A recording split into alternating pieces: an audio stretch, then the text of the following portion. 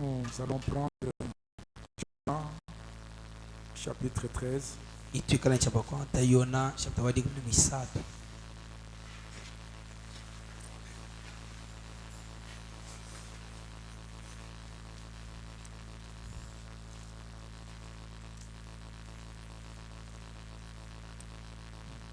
Verset 2e. Pendant le souper, lorsque le diable avait déjà inspiré au cœur de Judas Iscariote, fils de Simon,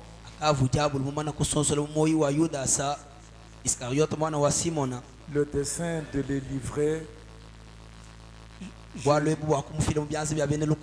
Jésus, qui savait que le Père avait remis toutes choses entre ses mains, qu'il était venu de Dieu et qu'il s'en allait à Dieu, se leva de table, ôta ce vêtement et prit un linge dont il se ceignit.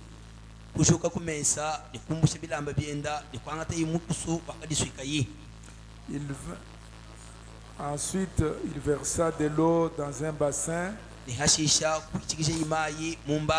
et il s'est mis à laver le pied des disciples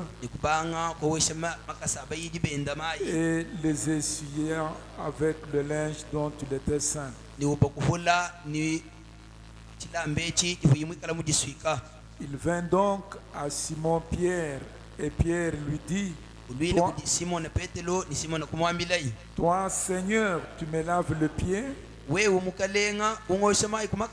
Jésus lui répondit: Ce que je fais, tu ne le comprends pas maintenant, mais tu le comprendras bientôt. Pierre lui dit: Non, jamais tu ne me laveras le pied. Jésus lui répondit: Si je ne te lave pas, tu n'auras point de part avec moi. Simon Pierre lui dit: Seigneur, non seulement le pied, mais encore les mains et la tête. Jésus lui dit: Celui qui est déjà lavé n'a besoin que de se laver les pieds pour être entièrement pur. Et vous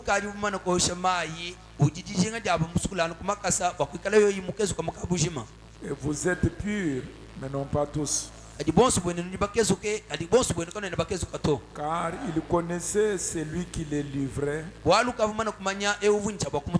C'est pourquoi il dit: Vous n'êtes pas tous purs. Après qu'il eut l'air, il avait les pieds et qu'il eut pris ses vêtements, il se remit à table et leur dit: Comprenez-vous ce que je vous ai fait? Vous m'appelez Maître et Seigneur, et vous dites bien, car je le suis. Si donc je vous ai lavé les pieds, moi le Seigneur et le Maître, vous devez aussi vous laver les pieds les uns aux autres. Car je vous ai donné un exemple afin que vous fassiez comme je vous ai fait. Amen. Amen. Vous pouvez vous asseoir.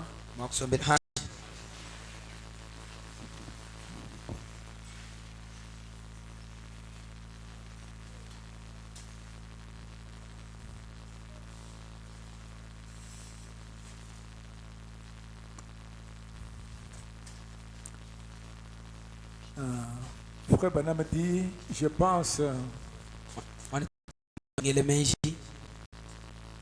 le verset que nous venons de lire, le dernier, c'est l'un des versets.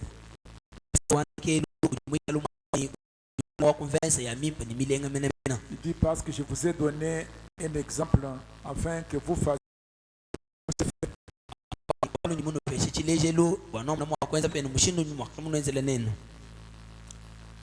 Nous devrions le faire les uns aux autres à titre commémoratif.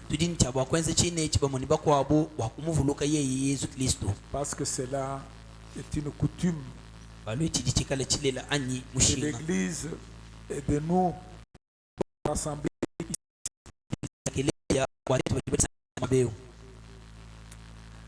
Bon, comme on l'a fait la fois passée, on va le faire dehors. On va placer les frères ici devant. Les sœurs seront ici à côté. Peut-être que prochainement, dès qu'on aura un bâtiment, on les fera dans un autre bâtiment.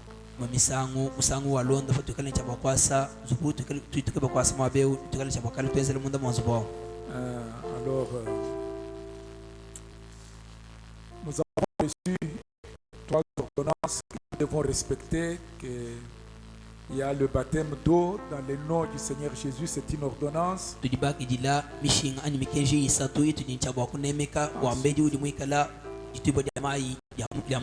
La communion que nous venons de prendre. Et ensuite, la 3e ordonnance, c'est le lavage des pieds.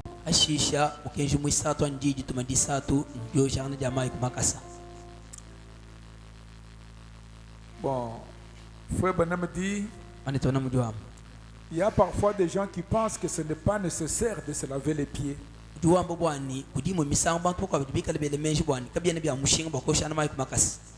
Mais pour nous, c'est le Seigneur Jésus qui nous a dit, faites ceci comme moi je vous ai fait, je vous ai donné un exemple.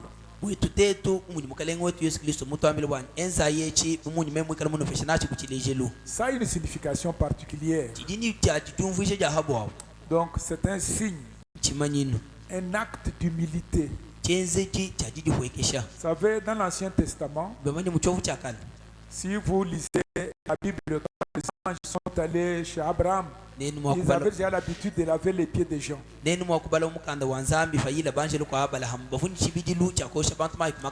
dans le Nouveau Testament, souvenez-vous quand Jésus a été invité chez Pierre le pharisien, donc, en Israël, on se lavait les pieds.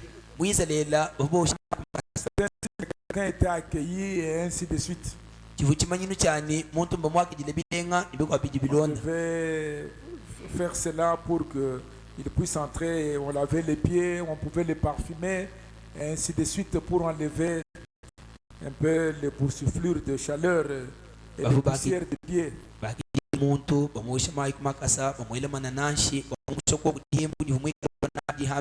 Alors pour nous, c'est un acte à accomplir aussi essentiel que le baptême d'eau. Parce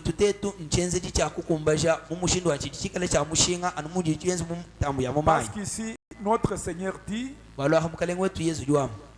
il dit, vous m'appelez Seigneur et Maître, je le suis. Je vous ai lavé les pieds. Moi qui suis le Maître. Alors vous devez aussi vous laver les pieds les uns aux autres. Moi, je vous ai donné un exemple afin que vous fassiez comme je vous ai fait. Et nous découvrons que même dans le Nouveau Testament, dans la première église, pour qu'une veuve soit inscrite sur le rôle,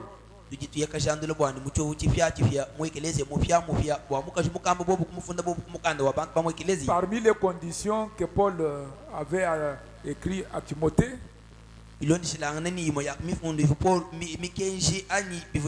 pour qu'on reconnaisse que cette veuve, pour que l'église prenne soin d'elle, elle devait avoir exercé l'hospitalité envers les étrangers.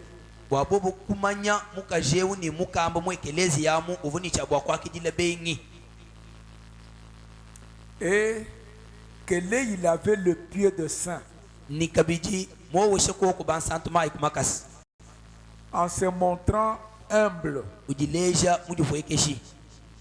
C'est pourquoi s'il y a quelque chose que nous désirons être, c'est être humble. Parce que le secret de la puissance se trouve dans l'humilité. Jésus dit, vous êtes heureux parce que vous connaissez ces choses. Heureux de les avoir accomplies. Et le lavage des pieds, c'est une ordonnance bénie, comme nous l'observons toujours dans cette église depuis le début.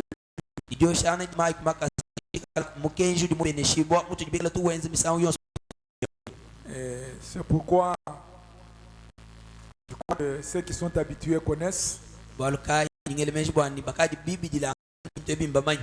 Si vous n'êtes pas humble de cœur, si vous êtes un homme arrogant,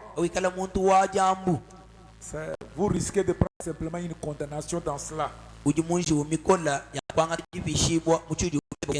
Nous avons vu que c'est simplement un acte d'humilité pour montrer que vous considérez l'autre comme étant.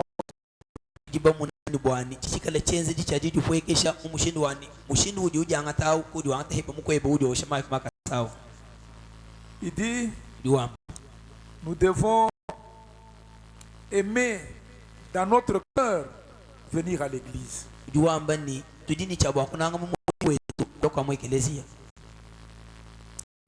Si nous n'aimons pas l'église, ni Dieu, ni nous réunir. Parce que vous savez, Frère Branham dit, ce que nous appelons église, c'est le fait de se réunir pour adorer.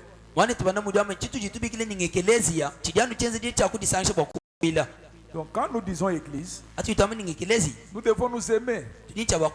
C'est pourquoi nous avons lu les principes. Un chrétien, il a une certaine manière de se conduire. Un chrétien, c'est un homme né de nouveau. Un homme né de nouveau, il s'affectionne aux choses d'en haut. Un homme né de nouveau, il devient une partie de la parole, une partie de Dieu. Frère Branham dit, si vous aimez le monde et les choses qui sont dans le monde, c'est que l'amour de Dieu n'est point en vous. Si vous mourrez aujourd'hui, Frère Branham dit que la mort ne change pas l'état de l'âme. La mort ne change. La mort ne change pas une âme. La mort, vous changez seulement de lieu. Mais cette âme, c'est quoi? L'âme, c'est vous. Frère Branham va même plus loin. Peut-être que nous en parlerons. Quand il parle du Saint-Esprit comme une pluie, la pluie, même le soleil se lève sur les bons et sur les mauvais. La pluie tombe sur les bonnes herbes et les mauvaises. Alors, quand la pluie tombe sur la bonne semence, ça ne change pas la nature de la semence, ça la manifeste seulement. Et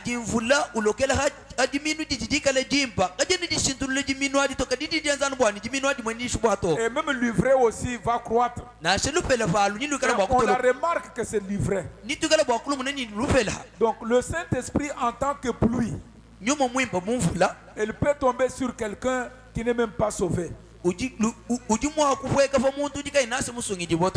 cet homme, parce que le don que Dieu nous a donné, c'est l'âme. Donc l'âme, c'est ça vous. C'est ce que vous êtes. Vous êtes une âme. La partie qui est à l'intérieur de vous. Quand vous mourrez, peu importe l'état de votre âme au moment où vous mourrez, elle va à sa destination telle qu'elle est là.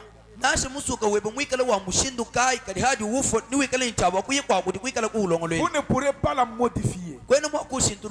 Même ce qu'on appelle les prières pour les morts ne peuvent pas vous changer. Cette âme doit être changée ici. Et la nouvelle naissance dont on a parlé concerne l'âme. Le Saint-Esprit ne vous baptise que dans le corps pour que vous puissiez servir Dieu. Mais vous croyez à la vie éternelle. Parce que la Bible dit, celui qui écoute mes paroles, celui qui entend mes paroles et écoute celui qui m'a envoyé à la vie éternelle. Donc si cette âme n'est pas sauvée, si cette âme n'est pas née de nouveau, ça n'est fini pour vous. L'âme, c'est ça le don que Dieu nous a donné. C'est une partie de lui-même. C'est ce qu'il vient chercher. Ça doit s'accorder avec la parole de votre jour. Alors rappelez-vous que la mort n'a rien à voir avec l'âme. La mort vous amène simplement à votre destination. C'est sur la terre que vous devez décider. C'est sur la terre que vous devez choisir. Donc Dieu nous a placés sur la terre. Il a un but pour lequel il nous a placés sur la terre. C'est pour que nous puissions le servir, pour que nous puissions l'adorer, pour que nous puissions être des chrétiens. Donc le péché, c'est manquer le but. Quand vous manquez d'être chrétien, d'être fils de Dieu, c'est ça le péché. Frère Branham dit, il ne condamne pas quelqu'un parce qu'il boit, parce qu'il fume. Il condamne cet homme parce qu'il lui a montré une voie à suivre pour ne pas se perdre, et que cet homme ne veut pas suivre cette voie. C'est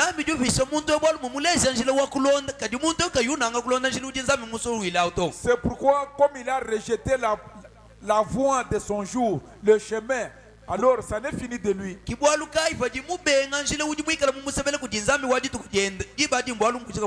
Donc si vous avez encore le monde et l'amour du monde dans votre âme, il mourra. Parce que Dieu a condamné le monde et le système du monde. Et si le monde est en vous, ça n'est fini de vous. Donc il n'y a rien à faire avec vous. Si vous suivez cette vraie parole, alors vous obtenez une véritable expérience. Parce que la parole se fait chair en vous. Et vous devenez un fils de Dieu ou une fille de Dieu. Et la parole de Dieu qui vient de Dieu arrive jusqu'en vous. Parce que vous êtes de sa nature. Et son esprit en vous fera les œuvres de Dieu. Donc, cette année, c'est la nouvelle naissance. Si vous n'êtes pas né de nouveau, oubliez que vous irez au ciel. Oubliez que vous êtes sauvé. Et la nouvelle naissance, c'est ici sur la terre.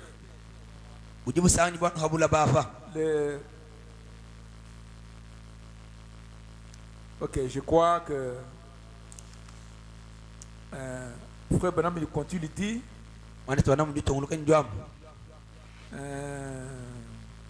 comme Jésus disait à Nicodème, si tu ne peux pas croire aux choses terrestres dont je te parle, comment vas-tu croire aux choses célestes? Comment allez-vous croire aux choses spirituelles qui font partie de l'esprit? Comment? C'est impossible.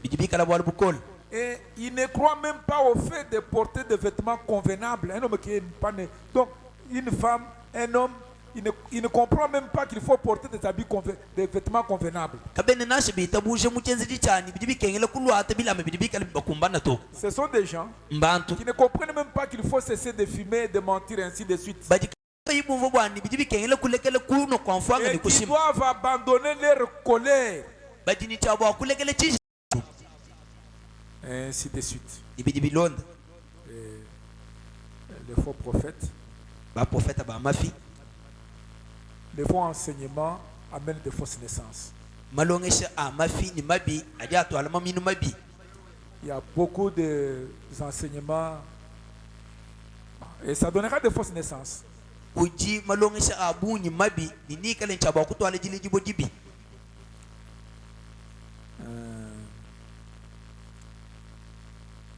Frère Bonham dit, il a vu des démons parler en langue. Il a vu même des gens qui buvaient le sang humain dans des crânes. Prendre un stylo, un crayon, mettre sur un papier et ce crayon commence à écrire à une langue inconnue. Ils interprètent cela.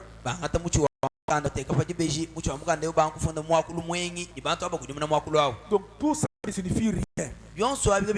Parce que Jésus dit, je dirai aux uns, je ne vous connais pas. Retirez-vous de moi. Nous avons parlé en langue. Nous avons prophétisé. Nous avons prêché la parole. Il dit retirez-vous. On ne reconnaît pas un chrétien par cela. On reconnaît un chrétien par ses fruits. Par le fruit de la parole, par la nouvelle naissance, il devient la parole.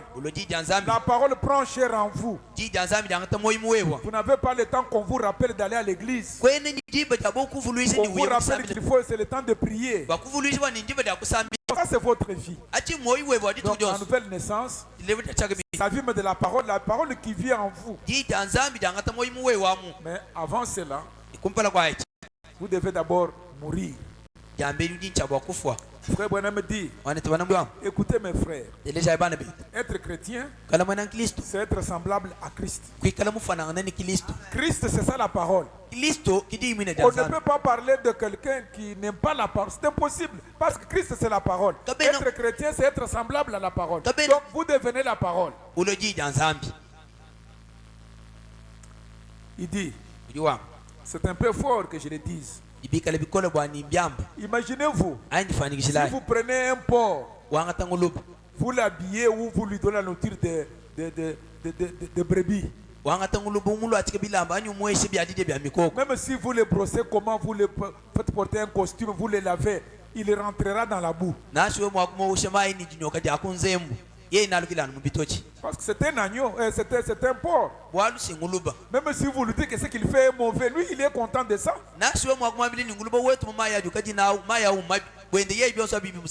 Mais il faut la puissance de Dieu pour changer l'intérieur.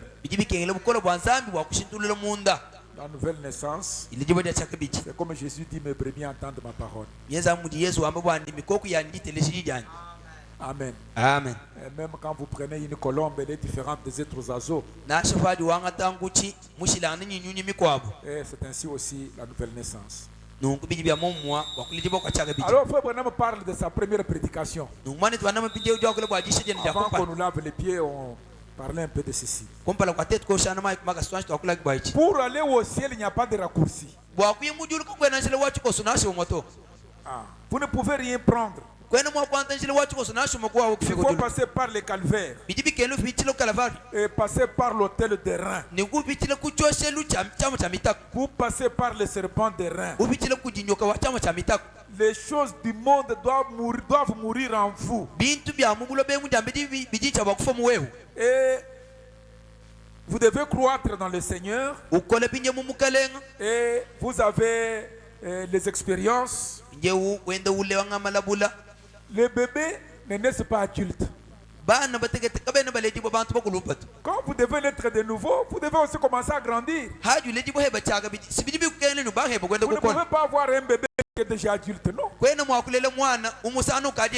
La nouvelle naissance, Ensuite, vous commencez à croître avec la parole. Frère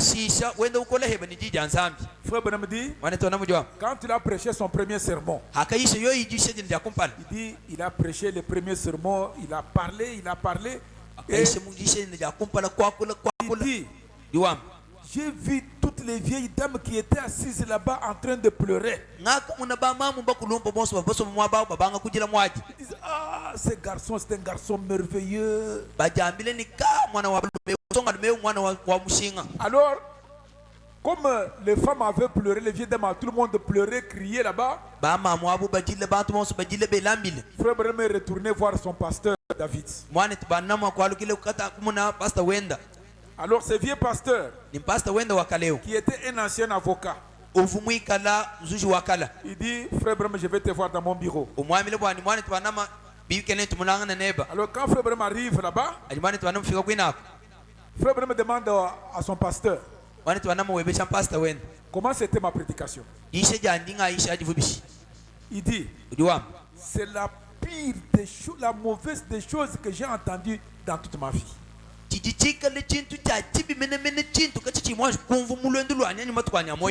Quoi?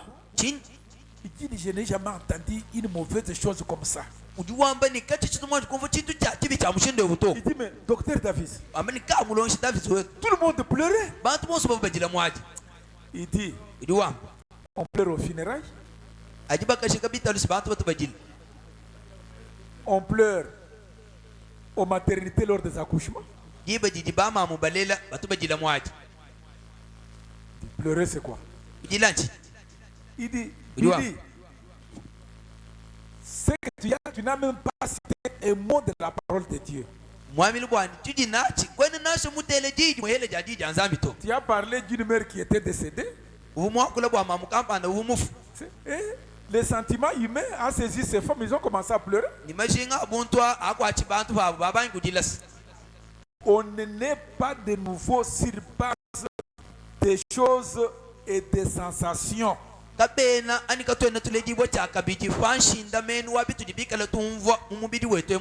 on est de nouveau par la parole. Amen. Amen. Il m'a coupé le souffle. Il dit, je suis content qu'il ait fait.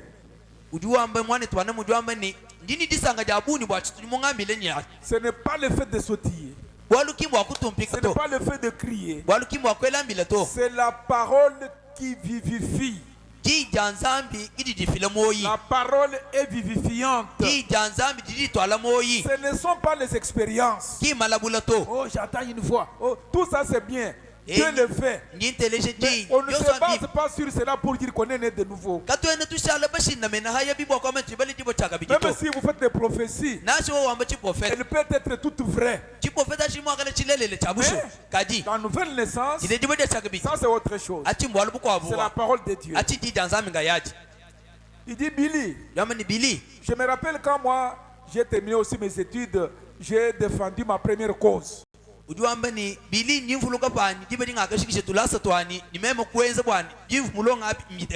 devais plaider un cas. C'était un avocat, je devais défendre une femme. Alors, quand je suis arrivé là-bas, j'ai dit, j'ai frappé un coup à la barre. J'ai dit au juge, regardez cette pauvre femme. Voyez comment son mari l'a maltraité. J'ai dit, j'ai commencé à pleurer. J'ai pris mon mouchoir. J'ai agi comme les autres juristes le font. Alors, je me suis dit que je devais continuer avec cette émotion. Je dis, regardez cette femme, elle a des blessures partout. Elle a des boursouflures aux jambes, ceci et cela. J'ai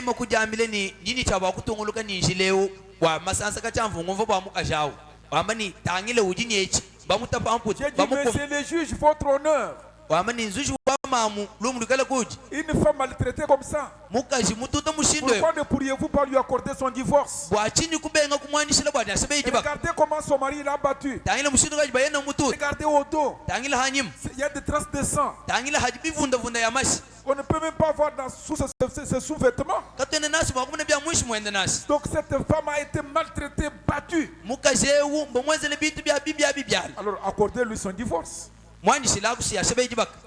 Il dit, les vieux juges me regardaient et ne bougeaient même pas.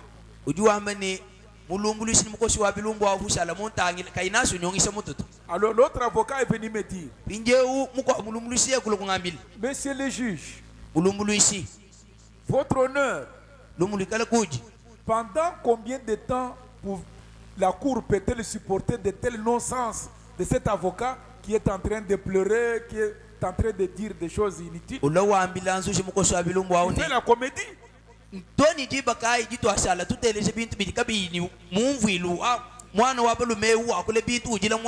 pouvez me dire que beaucoup de gens de prédicateurs font de comédie. Pour naître de nouveau, on a besoin de la parole. Du haut de la chair, on a besoin de la parole. Je crois que vous me suivez bien. C'est la parole qui fait naître de nouveau. Alors si ce n'est pas la parole, c'est difficile. Amen. Amen. Je crois que la nouvelle naissance, c'est vraiment très important. Le prédicateur disait que c'est une des premières doctrines du Seigneur Jésus. C'est le premier pas. Sinon c'est impossible. Donc cette année, vous devez être sûr. Ce n'est pas parce que vous appartenez à l'église ou au tabernacle 107. Ce n'est pas parce que vous êtes venu au message. Parce que dans l'église de Jésus, Judas était là. Dans l'église des apôtres, il y avait Anania et Saphira. Donc c'est la nouvelle naissance, provient de la parole. La parole, c'est le message de l'heure. Je crois que j'ai été vraiment très clair. Alors nous allons prier pour le lavage des pieds. Dès qu'on lave les pieds, on pourra encore revenir.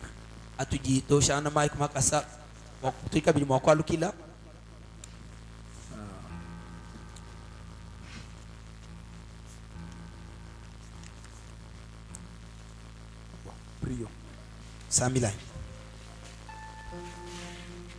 Seigneur, notre Dieu et notre Père, c'est le début d'une année. Comme notre frère disait, si on avait des calendriers, on va changer le calendrier de 2023 pour prendre celui de 2024. Mais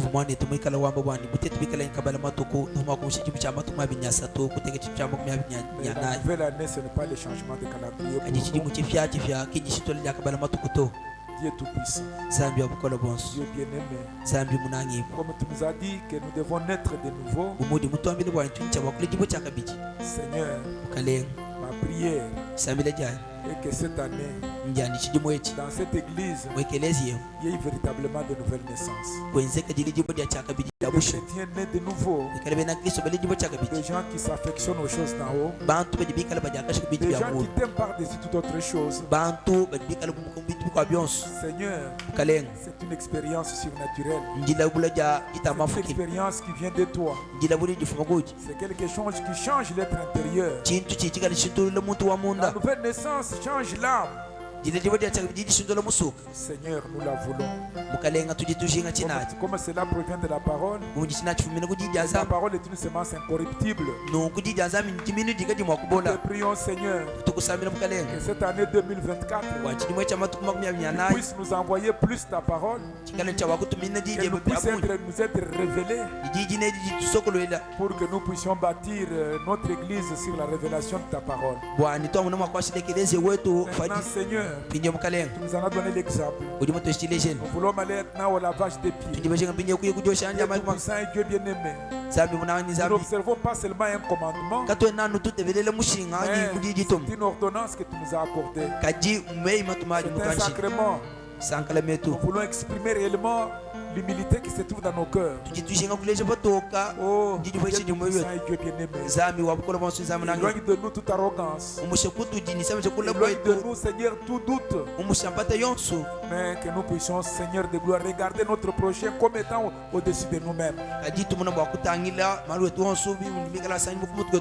Dieu est tout-puissant et Dieu bien-aimé.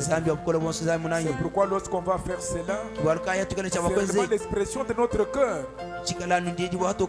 Que la parole de la nouvelle naissance nous a rendu si humble pour considérer l'autre comme étant au-dessus de nous-mêmes. Nous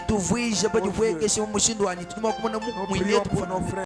Nous prions pour nos sœurs. Père éternel et Dieu bien-aimé, cette année 2024, Dieu tout-puissant et Dieu d'amour, je sais, je ne sais pas combien de temps il nous reste encore, mais tu as dit dans ta parole, il y a un de ces jours où on pourra se retrouver dans cette rencontre dans les airs.